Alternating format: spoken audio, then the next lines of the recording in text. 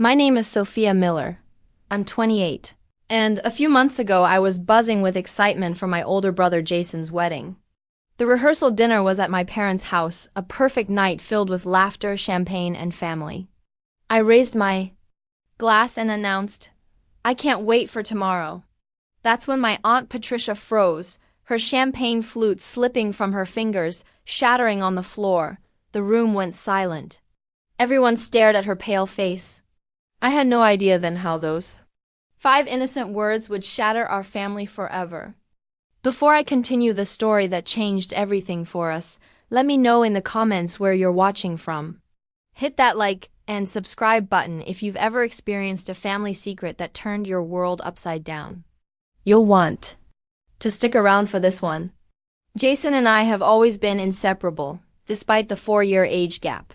At 32, he'd found his perfect match in Megan Parker, a 29-year-old kindergarten teacher with kind eyes and a laugh that lit up a room. They'd been together for 5 years, meeting through mutual friends at a charity fundraiser. I still remember the night Jason called me, uncharacteristically animated, telling me he'd met someone special. Over the years, I watched their relationship blossom into the kind of beautiful love most people spend their lives searching for. Our family was always close-knit. Our parents, Thomas and Lavra Miller, had been married for 35 years and still looked at each other with genuine affection. Dad, an architect, and Mom, a high school English teacher, had created a warm, loving home for us in suburban Pennsylvania. Our extended family was just as important, with holiday gatherings, summer barbecues, and birthday celebrations. The 6 months leading up to the wedding had been a whirlwind.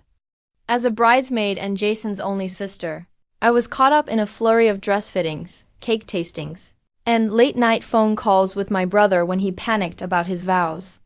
Megan asked me to help choose the flowers, knowing my background in design would come in handy. We spent countless hours scrolling through Pinterest and visiting florists until we found the perfect white roses and blue hydrangeas. The rehearsal dinner brought everyone together the night before the big day. Our 82-year-old grandmother Elizabeth, as always, commanded attention, regaling Megan's younger cousins with stories from her youth.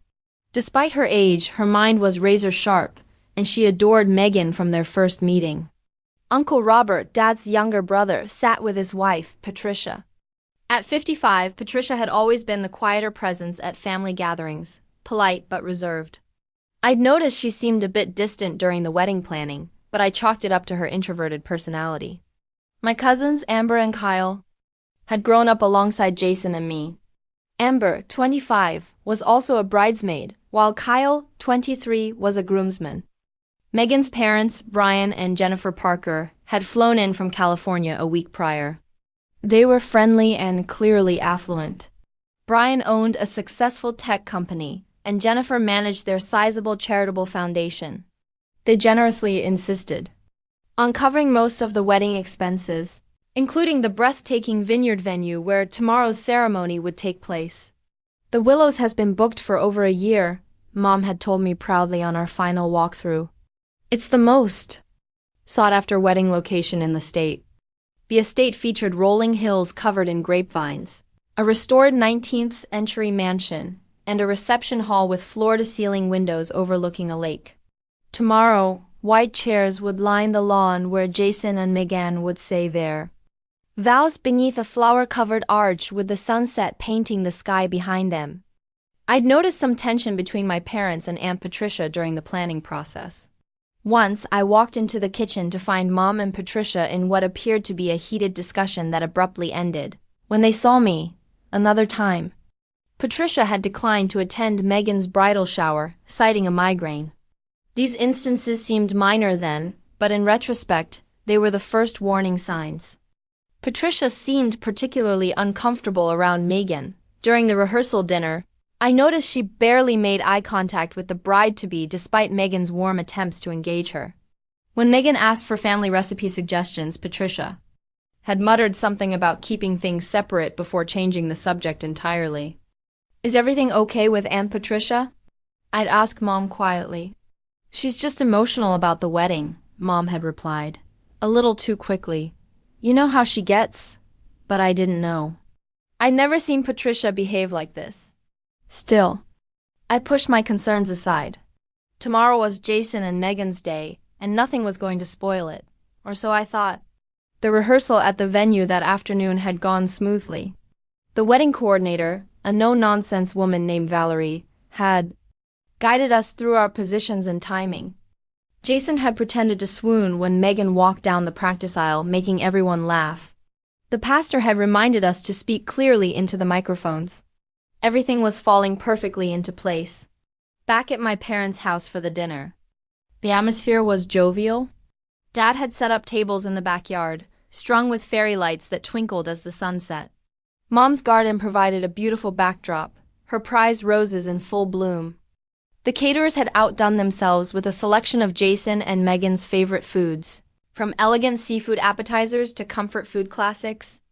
As champagne flowed and conversations hummed, I felt a deep contentment.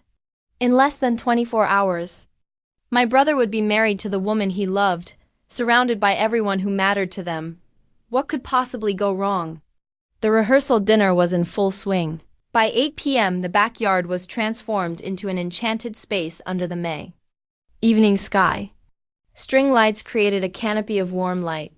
The gentle clinking of silverware and waves of laughter were the perfect soundtrack for our family celebration. I floated from table to table, making sure everyone was happy. Jason and Megan sat at the center table, her hand resting comfortably in his, heads occasionally tilted together to share private words. They looked radiant, glowing with anticipation for tomorrow. Around 9:30, Dad stood up, champagne flute in hand, to make a toast. As the patriarch, his words carried special weight. He spoke eloquently about watching Jason grow from a curious boy into the man he was, about welcoming Megan into our family, and about the journey of marriage ahead of them. Tears glistened in many eyes as he finished. To Jason and Megan, he said, raising his glass higher. May tomorrow be the beautiful beginning of your lifetime together. To Jason and Megan, everyone echoed, glasses lifting in unison. The toasts. Continued Megan's father, followed by her maid of honor. When the formal toast concluded, conversations resumed. I found myself standing near the dessert table with Jason, Megan, and several family members, including Aunt Patricia. The conversation turned to last-minute wedding details. I still can't believe we're actually here, Megan said, her face flushed with happiness. After all the planning, it's finally happening.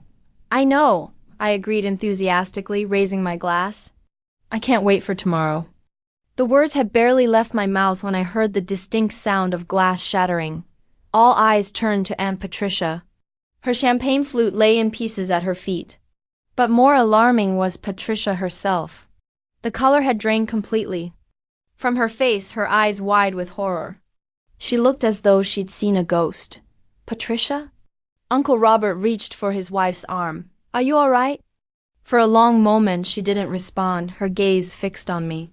Then shifting to Jason and Megan, the silence was uncomfortable until she finally seemed to collect herself. I'm sorry, she managed, her voice barely a whisper. The glass just slipped. A server quickly approached with a broom, and the moment began to pass. Conversation tentatively resumed, but the atmosphere had changed. An undercurrent of tension had replaced the easy joy. Let me help you clean up, Megan offered kindly to Patricia, assuming her reaction was simple embarrassment. No, Patricia said sharply, then softened. Thank you, but I'm fine. I think I just need some air. She walked briskly toward the side of the house with Uncle Robert following close behind. From where I stood, I could see them in an intense conversation. Patricia's hands moved animatedly while Robert tried to calm her. My father had noticed, too. He excused himself and made his way over to them, his expression growing serious as Patricia spoke. Something was very wrong. Driven by concern, I casually moved closer, pretending to adjust some flowers. I couldn't hear everything, but fragments of their conversation reached me. Can't let this happen, Thomas, Patricia was saying, her voice urgent. She doesn't know. I heard her ask my father, who shook his head. It's not the right time, Dad responded firmly. We've discussed this. Patricia's response was too quiet to catch, but the word irresponsible floated toward me. Jason appeared at my side. What's going on? He asked. Aunt Patricia seems upset about something. A crease formed between his eyebrows. Mom's acting weird, too. She practically sprinted after Dad when she saw him talking to Patricia. Sure. Enough. Our mother had joined the group, her posture tense. I watched as she placed a restraining hand on Patricia's arm, only to have it shaken off. When they finally returned, the four of them wore carefully composed expressions that didn't reach their eyes. Mom was especially attentive to Megan for the rest of the evening while Dad stayed close to Jason. Patricia avoided both the bride and groom, staying on the periphery until she and Uncle Robert made an early departure. We have a long day tomorrow, Patricia said as she hugged me goodbye, her arms stiff and her smile forced. Get some rest, Sophia. As guests began to leave, I tried to question Jason, but he seemed distracted. Probably just wedding stress, he deflected, though the look he exchanged with our father suggested otherwise. Don't worry about it, sis. By 11 p.m., only immediate family remained. Everything's fine, Mom assured me when I asked her directly about Patricia. Your aunt gets emotional at big family events. You know how she is? But I didn't know. And their insistence that nothing was wrong only convinced me further that something significant was being hidden. As I lay in my childhood bedroom, sleep eluded me. My mind replayed the evening's events, Patricia's face, the hushed conversation, the strange tension. Something about my innocent comment, "I can't wait for tomorrow," had triggered a wildly disproportionate reaction. What could possibly be so wrong about tomorrow? What did Aunt Patricia know that the rest of us didn't? The red numbers on my bedside clock flipped to 12 a.m. when my phone buzzed. A text message. Meet me on the porch, now, Patricia. I sat up, my heart racing. Aunt Patricia had left hours ago. What was she doing back at my parents' house at midnight? Slipping out of bed, I crept down the stairs, avoiding the creaky third step. The porch light was off, but the full moon provided enough illumination to see Aunt Patricia sitting on the swing. What's going on? I whispered. Is everything okay? She finally turned to me, looking bone-deep weary. Sit down, Sophia, she said, patting the space beside her. The old chains creaked. I shouldn't be here. Your father would be furious if he knew. Knew what? I prompted gently. Patricia took a deep breath. I've been carrying this for months, ever since Jason announced the engagement. I thought your parents would handle it. I thought they wouldn't let it get this far. Let what get this far? The wedding, she nodded. Sophia, what I'm about to tell you will change everything. And once you know, you can't unknow it. Are you sure you want that responsibility? A chill ran down my spine. If something's wrong, I need to know, especially if it affects Jason. Patricia closed her eyes briefly, as if gathering courage. 25 years ago, your mother and Brian Parker had an affair. The words hung in the air, incomprehensible. That's not possible, I said automatically. Mom and Dad have been together since college, and the Parkers live in California. The Parkers moved to California 23 years ago, Patricia corrected. Before that, they lived here.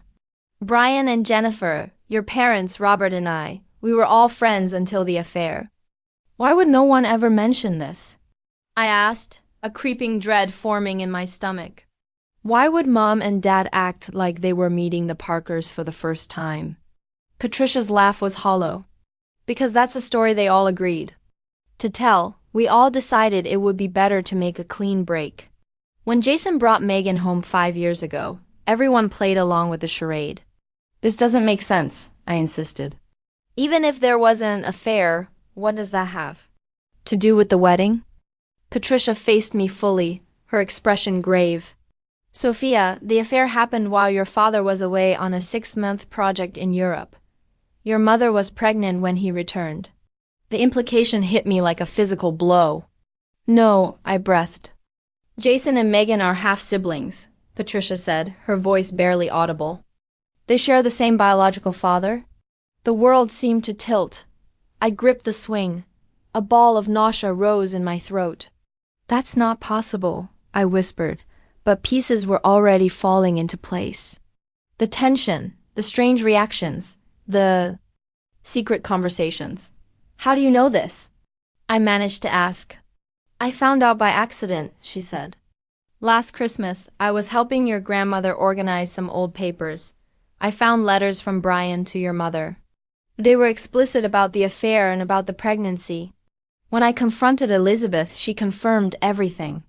Apparently, she's known from the beginning. Grandma knows? The betrayal cut deeper.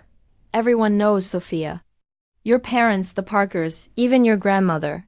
Everyone except you, Jason and Megan. But this is insane. They're about to get married. How could everyone let this happen? Patricia's shoulders slumped. When Jason first introduced Megan, your parents were horrified. They tried to discourage the relationship without revealing the truth. But the more they pushed, the more determined Jason became. By the time they realized how serious it was, Jason and Megan were already deeply in love. So they just decided to let them get married, their own children. The disgust in my voice was palpable. I've been arguing with your parents for months, Patricia said. I told them they had to tell the truth before the engagement, then before the wedding planning started. Each time they found a reason to delay. I stood up abruptly. There is no right moment to tell someone they're about to marry their sibling. How could they be so selfish? Your mother convinced herself that since Thomas raised Jason, it doesn't really matter. Brian believes that what they don't know won't hurt them. They've all decided the truth would cause more pain than the secret. The truth will come out eventually, I said. What happens when they have children? When those children have health issues because their parents are related? Patricia nodded grimly. Those are the exact arguments I've been making. But no one would listen. That's why I reacted the way I did tonight, when you said you couldn't wait for tomorrow. Because I know what tomorrow will bring, a wedding that should never take place. I leaned against the porch railing, trying to process the enormity of what I just learned. My brother, my beloved brother, was about to marry his half-sister. And every adult in his life who should have protected him had chosen to remain silent. Why are you telling me this now? I asked finally. Why not months ago? Patricia stood beside me. Because tomorrow is the wedding, Sophia. Because I've run out of time to convince the others to do the right thing. Because now that you know, you have the power to stop this by destroying my brother's world the night before his wedding. My voice cracked. By saving him from a greater pain down the road, Patricia corrected gently. I'm sorry to put this on you, but I couldn't live with myself if I said nothing. She squeezed my shoulder once, then walked toward her car. Patricia, I called after her. What am I supposed to do with this? She paused, looking back with infinite sadness. Now it's your burden too, Sophia. You'll have to decide what kind of sister you want to be. The one who tells a hard truth, or the one who lives with a devastating lie. I watched her drive away, then sank down onto the porch steps, my legs no longer able to support me. The fairy tale wedding seemed like a grotesque mockery. The family I thought I knew was built on lies so profound I could barely comprehend them. And in just a few hours, if I did nothing, my brother would marry his own sister. I don't remember how long I sat there, paralyzed by the weight of Patricia's revelation. Rage began to replace the shock, propelling me to my feet and through the front door. The house was dark, but a sliver of light shone from beneath the kitchen door. My parents were still awake. I pushed the kitchen door open with more force than necessary, making it bang against the wall. Mom and Dad sat at the table, cups of tea before them, their faces haggard. They looked up at me, and from their expressions I knew they'd been discussing exactly what Patricia had just revealed. You know, Dad said quietly, not a question. Patricia told you, Mom added, her voice hollow. How could you? The words tore from my throat. How could you let this happen? Mom reached for me, but I stepped back, repulsed. Sweetheart, please try to understand. Understand what? I nearly shouted, then forced myself to lower my voice. That you've been lying. To Jason his entire life? That you're letting him marry his own sister?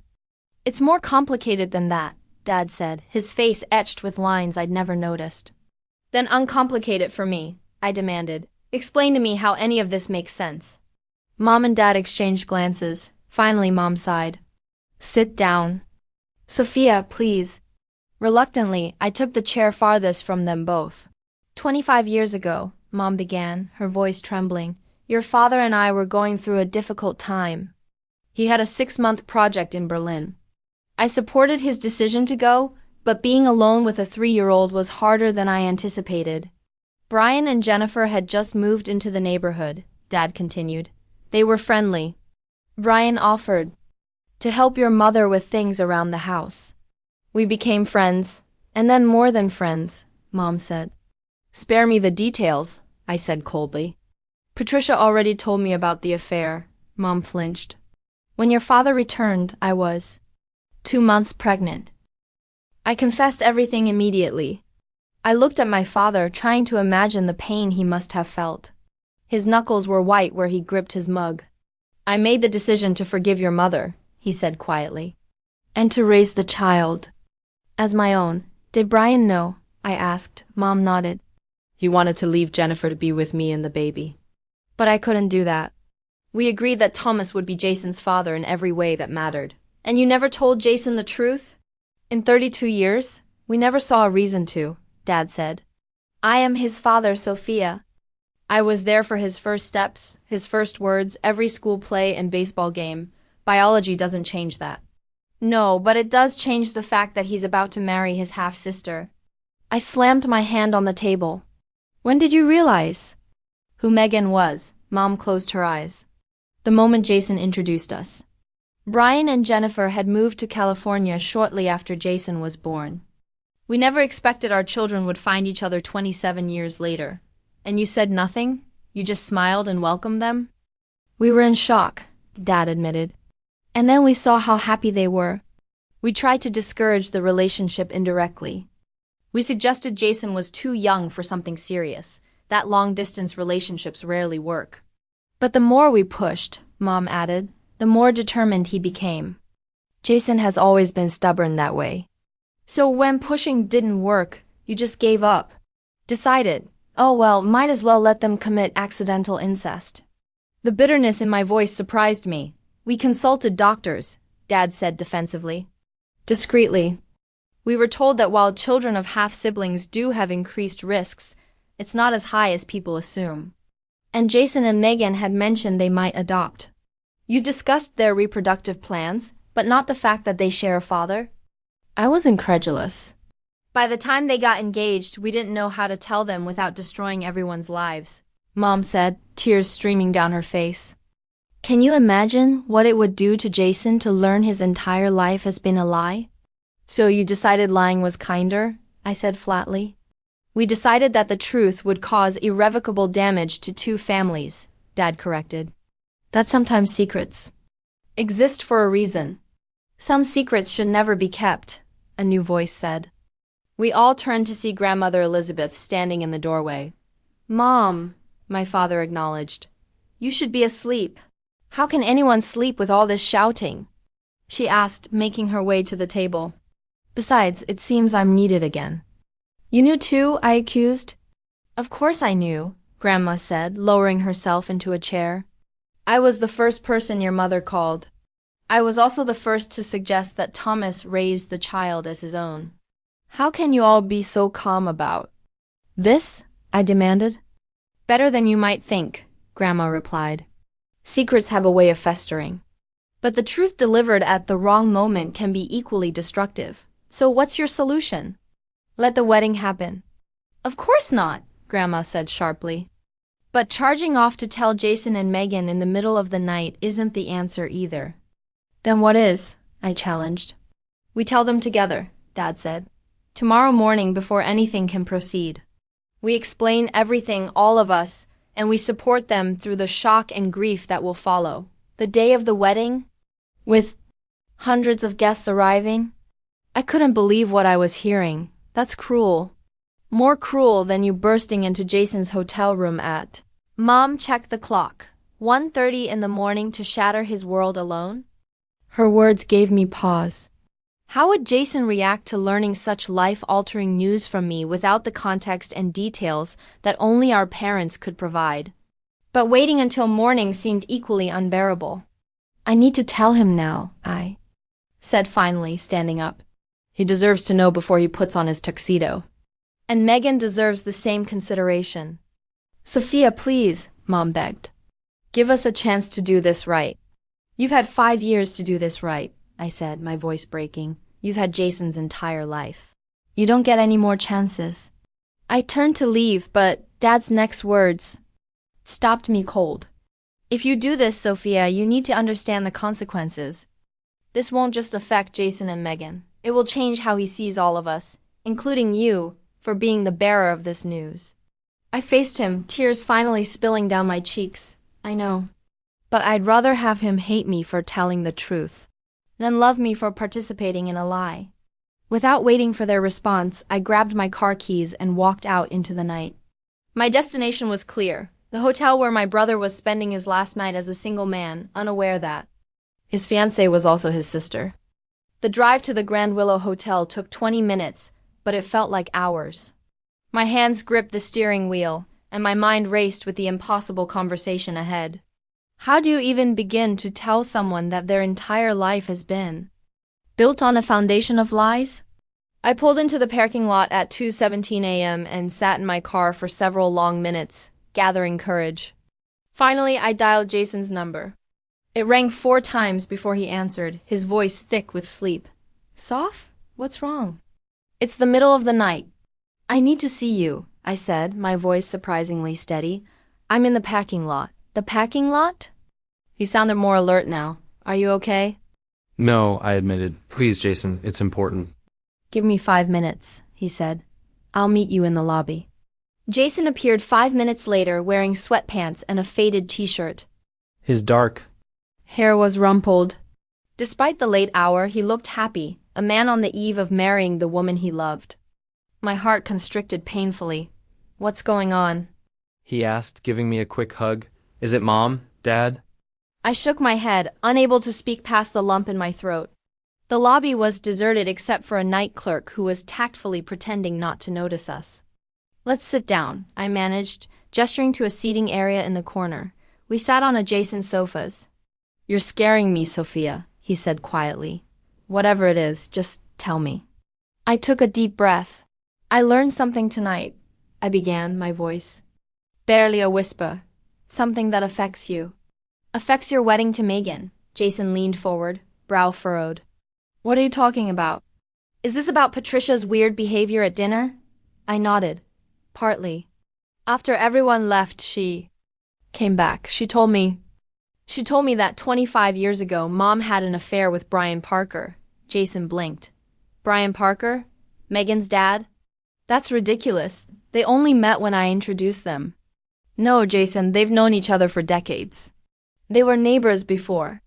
The Parkers moved to California. The move happened right after you were born. Understanding began to dawn on his face, followed immediately by denial. What are you saying, Sophia? Just say it plainly. The moment had come. Brian Parker is your biological father, I said, the words hanging in the silent lobby. You and Megan share the same father. You're half-siblings. Jason stared at me, his face completely blank for several seconds. Then he laughed. A sharp, disbelieving sound. That's not funny, Sophia. What the hell kind of joke is this the night before? My wedding? It's not a joke, I said softly. I wish it were. This is insane, he said, standing abruptly. You're saying that Mom cheated on Dad, got pregnant with me, and everyone has been lying about it my entire life? And I just happened to fall in love with my own sister? Do you hear how crazy that sounds? I know it sounds impossible, I said. It sounds like a bad soap opera. His voice rose. Who put you up to this? Is this some kind of sick pre-wedding prank? Jason, please. I reached for his hand, but he pulled away. Patricia found letters between Mom and Brian. Grandma Elizabeth confirmed it. When I confronted Mom and Dad tonight, they admitted everything. Then call them, he challenged. Right now. Put them on speaker and let me hear them say it. With shaking hands, I dialed our parents' number. Dad answered on the first ring. Sophia, where are you? I'm with Jason, I said, putting the call on speaker. He doesn't believe me. Tell him, Dad. Tell him the truth about his father. Silence stretched into eternity.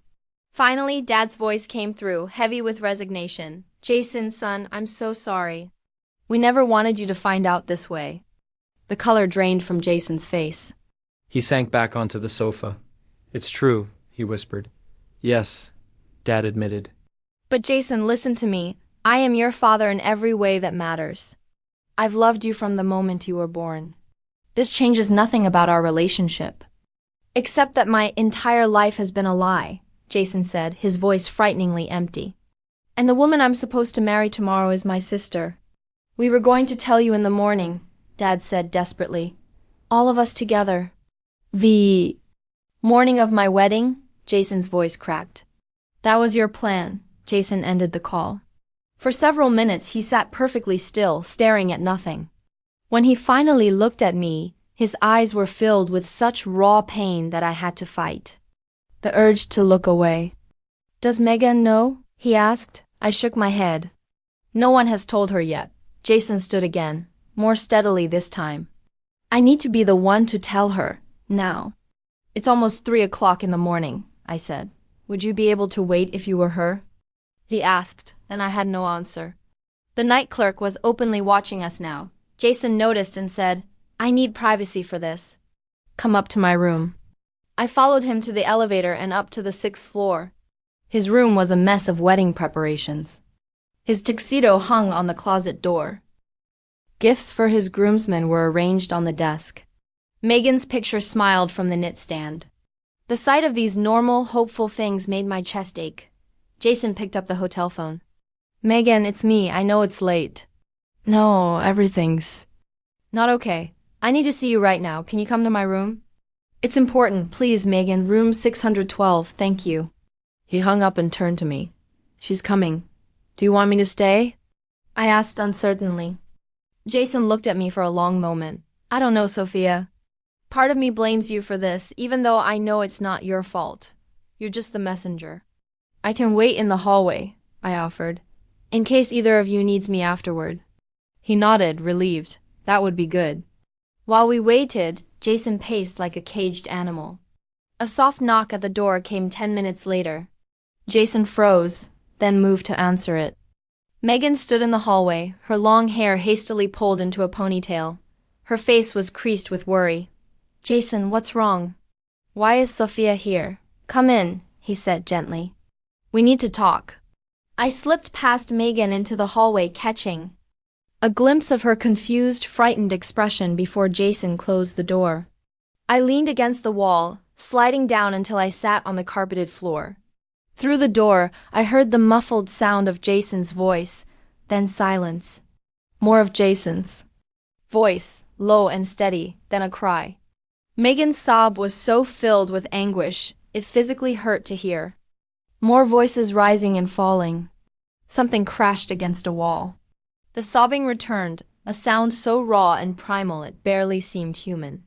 The hotel door to my right opened, and an elderly man in a bathrobe peered out. What on earth is going on? He demanded. Family emergency, I said weakly. I'm very sorry about the noise, he grumbled but retreated. Inside room 612, the sobbing continued. I hugged my knees to my chest, my own tears falling silently. In the space of a few hours, 2 people who loved each other deeply had learned that their love was forbidden, impossible. Their planned life together had shattered beyond repair, and I had been the hammer that delivered the blow. Nearly an hour passed before the door finally opened. Megan emerged first, her face blotchy and swollen from crying, her eyes vacant with shock. She didn't acknowledge me as she walked unsteadily toward the elevator. I stood and entered the room to find Jason sitting on the edge of the bed, his head in his hands. The room was in disarray. A lamp lay broken on the floor, the contents of a gift bag scattered across the carpet. Jason, I ventured softly. Go home, Sophia, he said, not looking up. Please, I just can't right now. I don't think you should be alone. I've never been more alone in my life, he said, his voice hollow. Finding out that my father isn't my father, that the woman I love is my sister, that everyone I've ever trusted has been lying to me. I need space, please. I wanted to argue, but I recognized the futility. This pain was beyond my ability to comfort. "I love you, Jason," I said, my voice breaking. "We all do. This doesn't change that." He finally looked up at me, his eyes red. "But dry, doesn't it? Because from where I'm sitting, everything has changed. Every memory, every family photo, every story I've ever been told about myself. It's all different now. It's all a lie." I had no response. I simply nodded, then reluctantly left, closing the door softly behind me. In the elevator down to the lobby, I checked my phone. 27 missed calls and texts from my parents. None from Patricia, who had delivered this devastating truth, then disappeared, leaving others to deal with the fallout. As I walked through the deserted lobby, the night clerk watched me with undisguised curiosity. I wondered what he thought had happened. A pre-wedding fight, cold feet, family drama of a more conventional variety. How could he possibly imagine the truth? In my car, I sat motionless behind the wheel, too exhausted and emotionally drained to drive. The wedding was certainly off. In a few hours, 200 guests would need to be informed, vendors contacted, deposits forfeited. The practical aftermath would be messy and public. But the emotional aftermath would be far worse. My brother had lost not only his fiancée, but his very identity in a single cruel moment. And I had been the one to deliver that blow. As the first light of dawn began to color the eastern sky, I finally started my car. The day of what should have been my brother's wedding had officially begun, and nothing would ever be the same again. I awoke to the insistent buzzing of my phone.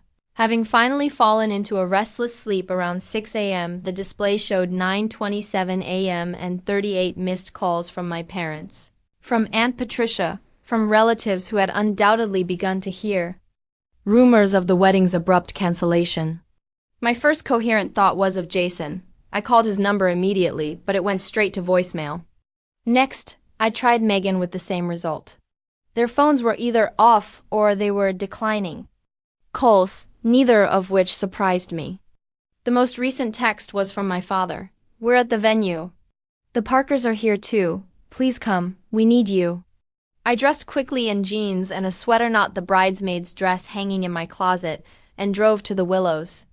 The irony wasn't lost on me. I was heading to the wedding venue under circumstances none of us could have imagined 24 hours earlier. The estate looked eerily beautiful. White chairs were already arranged in neat rows on the lawn. An arch draped with flowers stood at the end of the aisle. A team of caterers moved efficiently, unaware the food they were preparing would never be eaten. I found my parents in a small office near the main building. Mom sat rigidly in a chair, her eyes swollen from crying, while Dad paced the room. Brian and Jennifer Parker stood by the window, as far from my parents as the small space allowed. The tension was thick enough to cut with a knife. "Sophia," Dad acknowledged when I entered. "Have you heard from Jason?" I shook my head. "His phone's off. Megan's too." Jennifer Parker made a small, wounded sound. She was an elegant woman in her late 50s, her blonde hair pulled back in a tight bun. Her husband stood beside her, his hand on her shoulder. Brian. Parker was tall and broad-shouldered with graying hair and familiar eyes. Jason's eyes, I realized with a jolt. "This is your fault," Jennifer said suddenly, looking directly at my mother. "All of it. You couldn't keep your hands off my husband. 25 years ago, and now our children are paying the price." "That's enough, Jennifer," Brian said quietly. "No, it's not nearly enough," Jennifer's voice rose. "We agreed never to speak of this again. We agreed to move on with our lives, to protect our families, and now look what's happened." "We didn't." "No, they would meet," Mom said, her voice barely audible. "You should have told Jason the truth years ago," Jennifer snapped.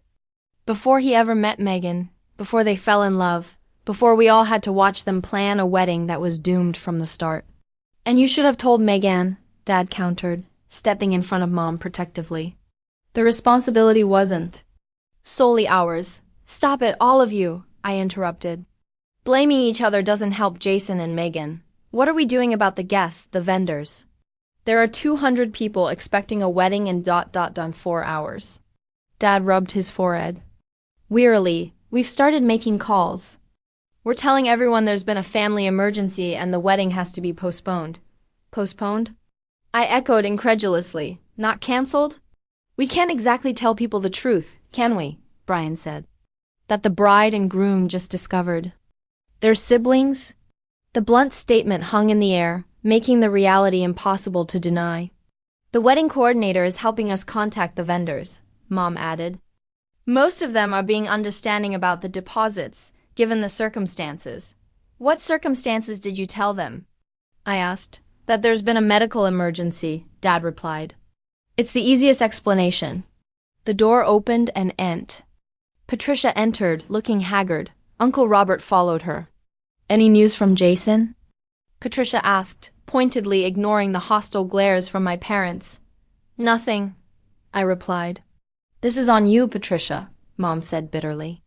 If you had kept quiet for one more day, we could have handled this properly. There is no proper way to handle incest, Lavra, Patricia retorted. And for the record, I didn't tell Sophia to rush to Jason in the middle of the night. I simply gave her the information you should have shared years ago. Don't you dare take the moral high ground, Brian interjected. Someone needed to think. About those kids, Patricia shot back. Enough! Grandmother Elizabeth's authoritative voice cut through the arguing as she entered the room, supported by Uncle Robert. This bickering solves nothing. Where are Jason and Megan? No one had an answer. My phone buzzed with a text, and everyone turned to me. It was from Amber, my cousin and fellow bridesmaid.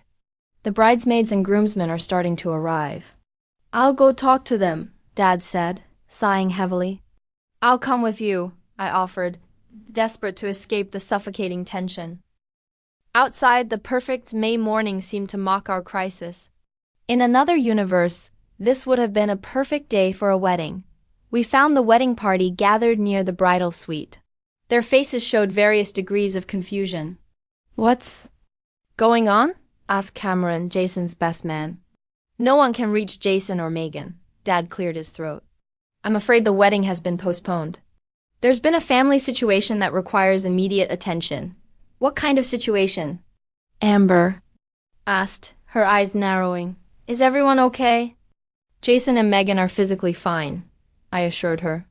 But they're dealing with some difficult news that came to light last night.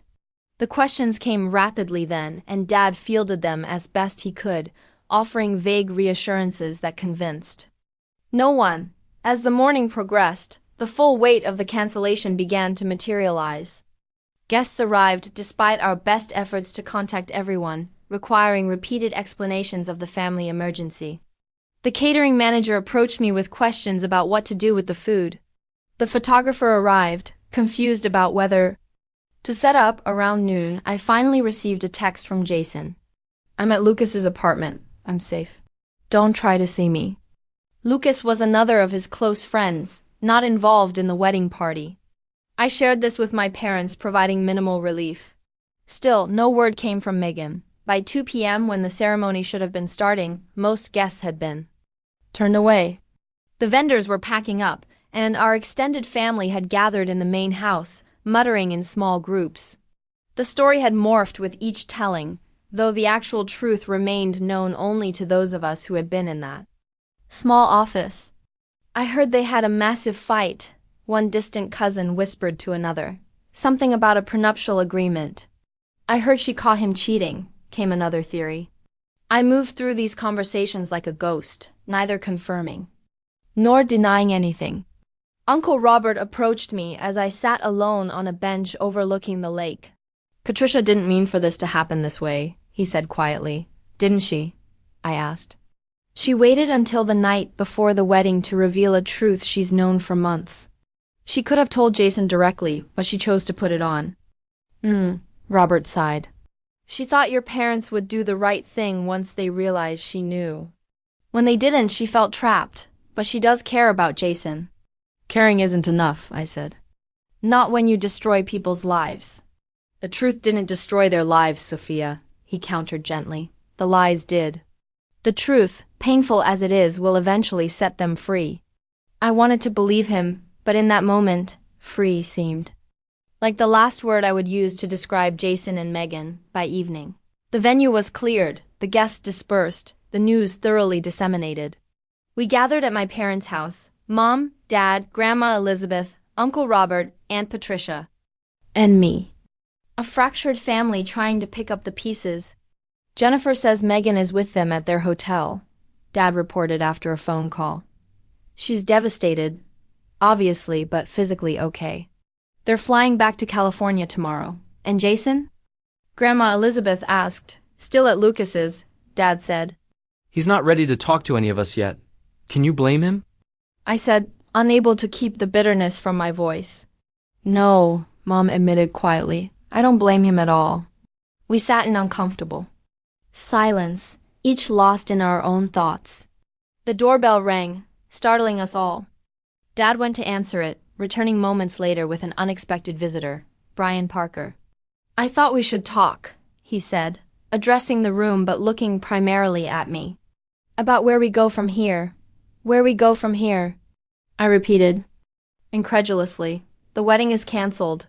Your daughter and my brother, your son, have had their lives torn apart. What exactly is there to talk about? The future, Brian said simply. Because whether we like it or not, our families are connected forever. I looked around at these people, my family, extended and complicated, and felt a wave of exhaustion. In the space of 24 hours, everything I thought I knew had been appended. And now we were expected to find a path forward, to create some new normal from the wreckage of lies and betrayal. I can't do this right now, I said, standing abruptly. I need to check on Jason.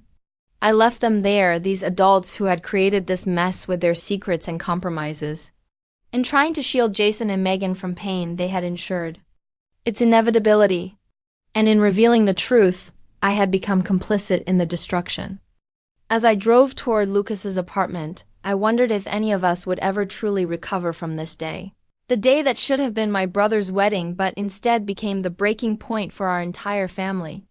3 months passed before our family began to find its way back to something resembling normalcy, though normalcy had been permanently redefined. Jason had moved out of his apartment and in with Lucas temporarily. Unable to face the home he'd planned to share with Megan, he took a leave of absence from his job to process his grief and anger through therapy. For the first month, he refused to speak to our parents, communicating only through brief, impersonal texts. With me, things were complicated. As the messenger, I occupied a unique position in his pain.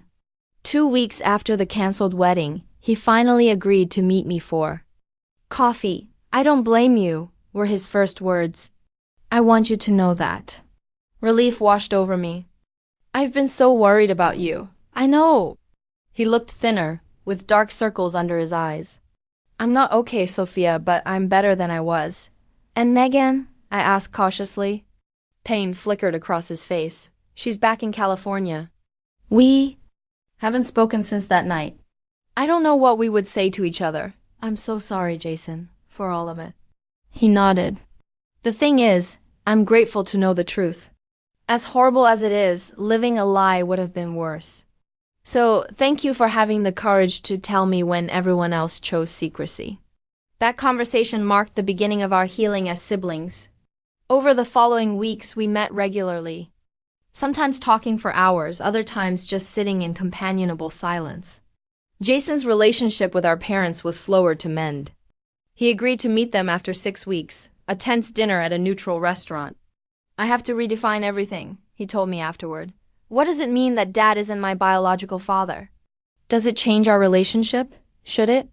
I don't know how to navigate this. He loves you, I said simply. That's never been a lie. I know, Jason admitted. That's the one thing I've never doubted, even in my angriest moments. Megan had cut ties with everyone. According to occasional updates from her mother to mine, she had taken a teaching position in Seattle, wanting distance from both families. She had deleted her social media accounts and changed her phone number. Her way of coping was to create a clean break. Aunt Patricia and I formed an unexpected alliance. As the two truth-tellers, we found ourselves similarly positioned, respected for our integrity, but resented for our role in bringing painful facts to light. Truth is a heavy burden to carry, she told me over lunch one day in July, but secrets are heavier still. I was beginning to understand that the knowledge I now carried was indeed a weight. But it was a weight shared in the open, not hidden. A way to fester. Grandmother Elizabeth surprised me most with her adaptation. Families are complicated, Sophia, she said when I visited her. They always have been. In my day, we simply didn't speak about these things, but that doesn't mean they didn't happen. But doesn't the truth hurt more sometimes? I asked. Sometimes, she conceded, but lies hurt longer. They have a way of poisoning generation after generation. Your parents thought they were protecting Jason, but they were really protecting themselves. By August, small gatherings of our immediate family became possible again. Sunday dinners resumed, though with a different quality than before, more careful, more intentional. The Parkers remained in California, their contact with our family limited to occasional formal updates. Brian had attempted to establish a relationship with Jason, but Jason wasn't ready. I already have a father, he told me. I'm not looking for another one. Thanksgiving arrived with trepidation and hope. For the first time since the wedding that wasn't, our extended family would gather together. She needs to be there, Jason had insisted of Patricia. She was the only one brave enough to tell the truth. And so we assembled around my parents' dining table, the empty chair where Megan would have sat, a palpable reminder of all that had changed. The conversation was stilted at first until Jason himself addressed the elephant in the room. I want to say something, he said, setting down his fork. I've been in therapy for 5 months now, working through everything that happened, and I've realized something important. Family isn't just about biology.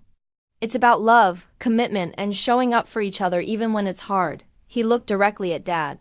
You are my father. You always have been, and you always will be.